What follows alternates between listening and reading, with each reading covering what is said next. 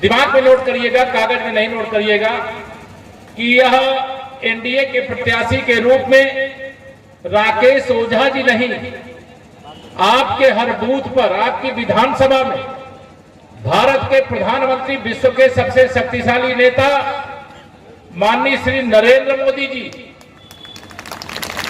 और बिहार को जंगल राज से बाहर निकालने वाले श्री नीतीश कुमार जी,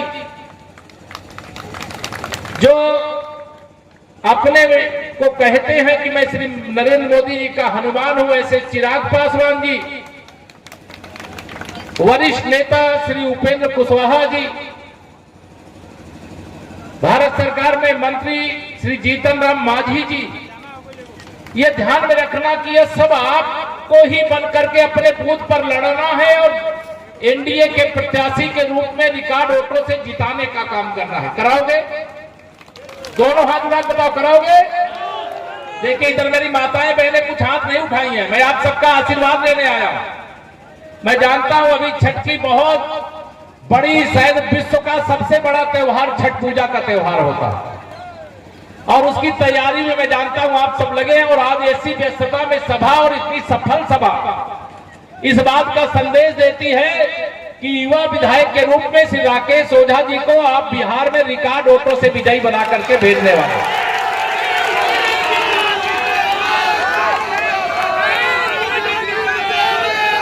मुझे पूरा विश्वास है आप सब पर। एक बीच में बात और कह रहा हूं, आप बहुत जोश में हैं, जोश में रहना है लेकिन होश नहीं खोना है। मेरी बात समझ रहे हैं ना? जोश में रहिए लेकिन होश को मत खोइए। मेरा बूथ सबसे मजबूत को लेकर के माननीय प्रधानमंत्री श्री नरेंद्र मोदी जी स्वयं बैठक ले चुके हैं वर्चुअल, और आज युवा संवाद होने वाला, उसमें भी जो युवा मेरे साथी उनसे संवाद करने वाले हैं।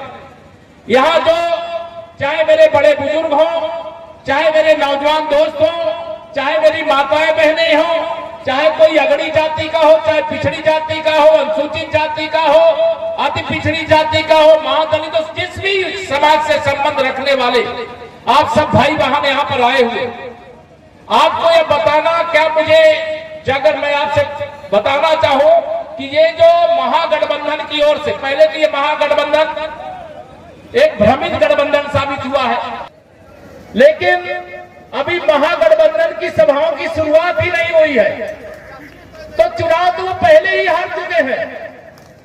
अब गुमराह करने वाले जो वादे कर रहे हैं, जो झूठे वादे, अगर मैं श्री तेजस्वी यादव को झूठ बोलने की ऑटोमेटिक मशीन कहूं तो कोई गलत तो नहीं होगा? इतना फर्जी वादा, इतना झूठ। हमारे यूपी का बजट 8 लाख करोड़ का है, अभी बिहार का बजट उतना नहीं है, लेकिन जितना वादा है शायद भारत सरकार का बजट भी छोटा पड़ जाए तब भी ये पूरा ना कर पाए। लेकिन फर्जी वादा करने में एक ऐसे ही मुख्यमंत्री थे दिल्ली के अंदर, अरविंद केजरीवाल जी, इतने लंबे लंबे वादे करते थे और जब काम नहीं कर पाते थे कह रहे मोदी जी मुझे काम नहीं करने देते हैं, मोदी जी मुझे पैसा नहीं देते हैं।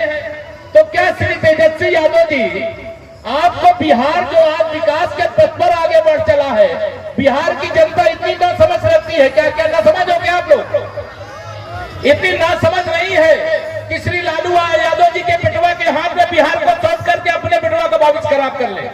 कोई करेगा क्या ऐसा?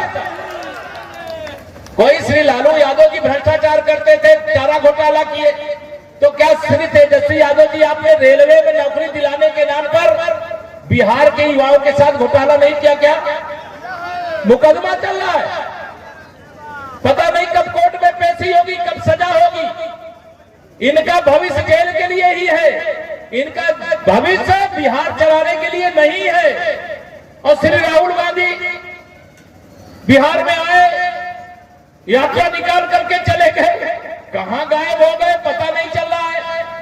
जैसे श्री राहुल गांधी गायब हुए हैं ना, वैसे महागठबंधन को गायब कर देना आप लोग, ध्यान रखना इस बात पर। और मुझे पूरा विश्वास है आप सब पर, बिहार के लोगों पर विश्वास है, बहुत उत्साह भी है आपके अंदर, और मैं आप सब लोगों से जो उत्साह है उसको प्रणाम करते हुए ये कहना चाहता हूं, ये 6 नवंबर को तो मतदान होना।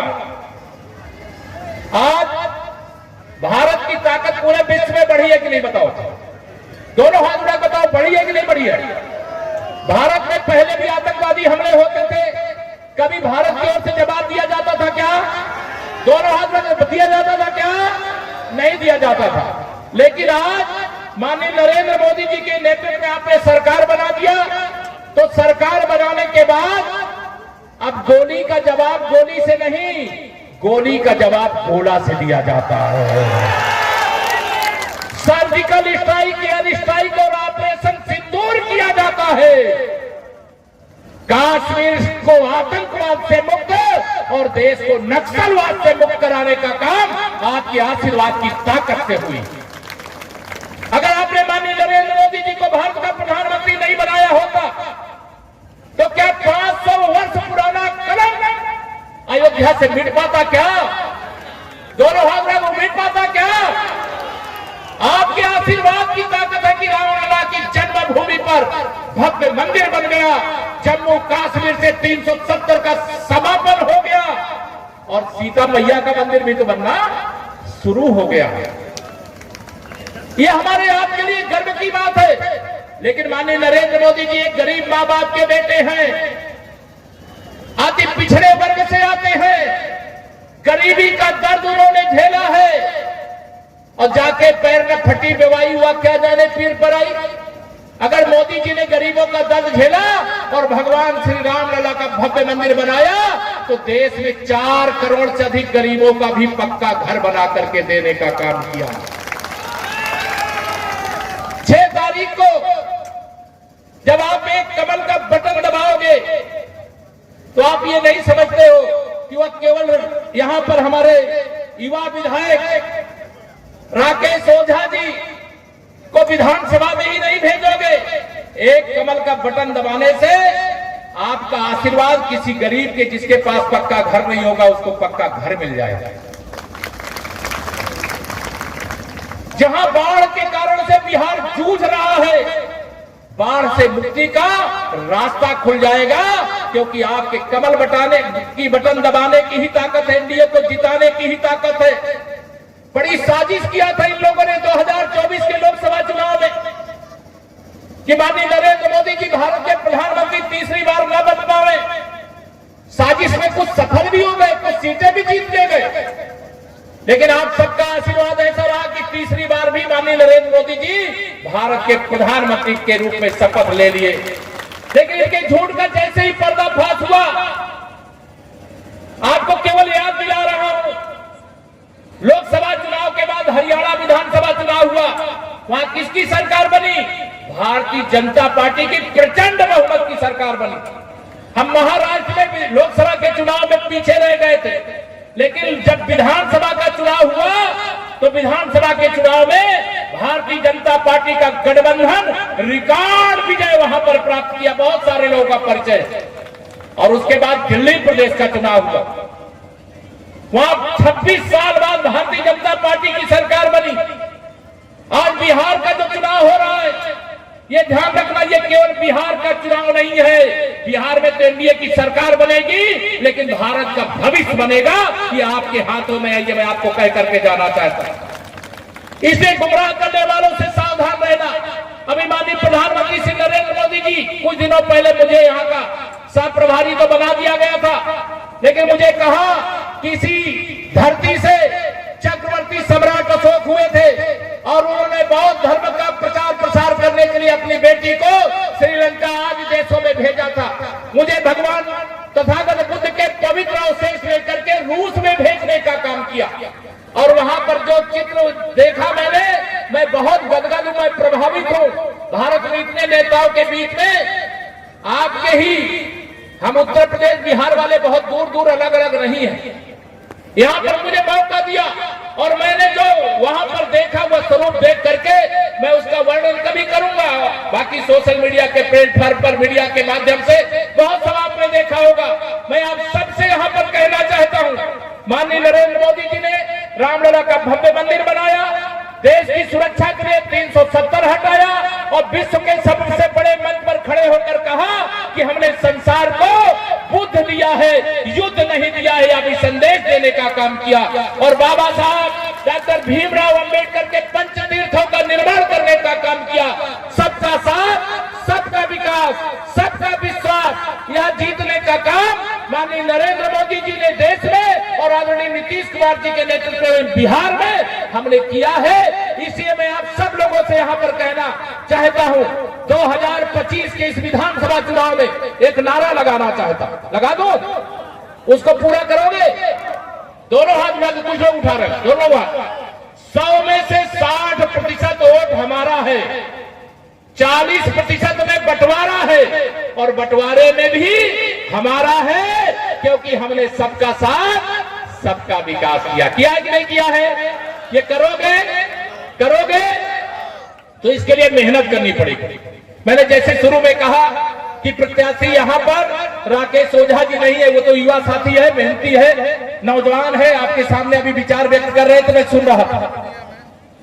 इनको अगर आपने विधानसभा में भेजा तो हो सकता है विधानसभा में आप भेजें और वहां से इनको कुछ और बना करके भेज दिया जाए, लेकिन वो तो आपको करना है। कितने वोटों से आप जिता करके भेजने का काम करते हैं। ये बिहार के, भारत के भविष्य के रूप में निर्माण करने का अवसर आप सबके हाथ में। मेरी माताओं बहनों, यहाँ पे आज मैं जानता हूँ पूजा की तैयारी में है। श्री नरेंद्र मोदी जी के मार्गदर्शन में जो डबल इंजन की सरकार 10-10 हजार रुपया आपके खाते में भेज दिया। अब श्री तेजस्वी यादव जी क्या करें? वो कह रहे हम भी देंगे अगर सरकार में आएंगे। मैंने कहा श्री तेजस्वी यादव जी और श्री राहुल गांधी जी, 2047 तक विकसित भारत और विकसित बिहार बनाने का माननीय नरेंद्र मोदी जी ने, नीतीश कुमार जी की जोड़ी ने लक्ष्य दे दिया। अभी 9 वैकेंसी है। अभी न तो बिहार के मुख्यमंत्री का पद खाली है और न देश के प्रधानमंत्री का पद खाली है। इसलिए महिला सशक्तिकरण करना होता तो जब आप सत्ता में तब किए होते। महिला सशक्तिकरण तो माननीय मोदी जी और माननीय नीतीश जी की जोड़ी ने किया कि नहीं किया है? आज महिलाएं सम्मान से सर उठा करके जी सकती है, नौकरियों में भी उनको अधिकार मिल रहा है, चुनाव में भी उनको स्थान मिल रहा है।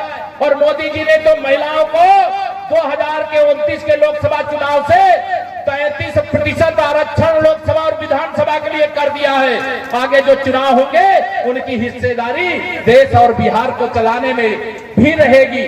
मेरे युवा साथियों, तुम पढ़े लिखे हो और आपका भविष्य आप जानते हो तेजस्वी यादव जी के हाथों में सुरक्षित नहीं है, श्री राहुल गांधी जी के हाथों में सुरक्षित नहीं है। ये अपने परिवार का भला कर सकते हैं। हमारे प्रधानमंत्री जी, हमारे मुख्यमंत्री जी कहते हैं सबका साथ, सबका विकास, और ये लोग कहते हैं कुछ का साथ हमारे परिवार का विकास, कुछ का साथ गुंडों का विकास, अपराधियों का विकास। यही चरित्र है इस महागठबंधन का।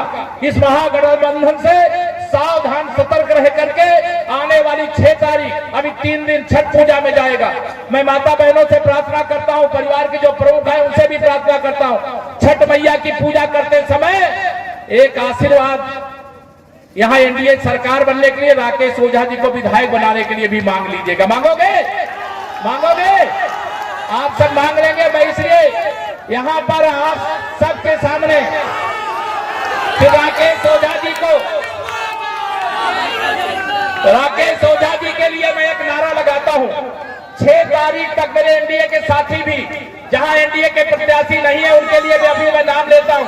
6 तारीख तक जाइए, सब कुछ बोल याद रखिए, नरेंद्र मोदी और कमल का नहीं, जोर से नहीं बोले। 6 तारीख तक जाइए, सब